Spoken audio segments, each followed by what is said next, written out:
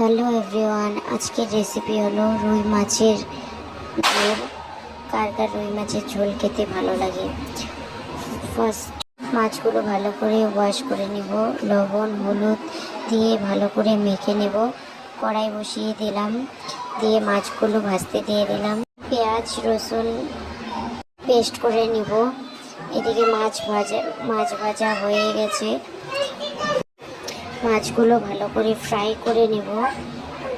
এদিকে সরিষা ভাজা ভিজিয়ে রেখেছি, সরিষা ভাজাটা ভালো করে বেটে নেব লঙ্কা দিয়ে।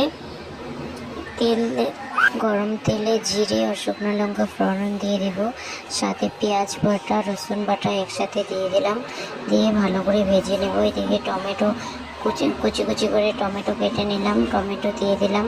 টমেটো দেওয়ার পরে হলুদ লবণ দিয়ে ভালো করে সাটার পরে এদিকে সরিষার পেস্ট রেডি হয়ে গেছে। যখন মশলা ভালো করে ভাজা যাবে তখন সরিষা বাটা ঢেলে দিয়ে ভালো করে সরিষাগুলোকে ভেজে নেব।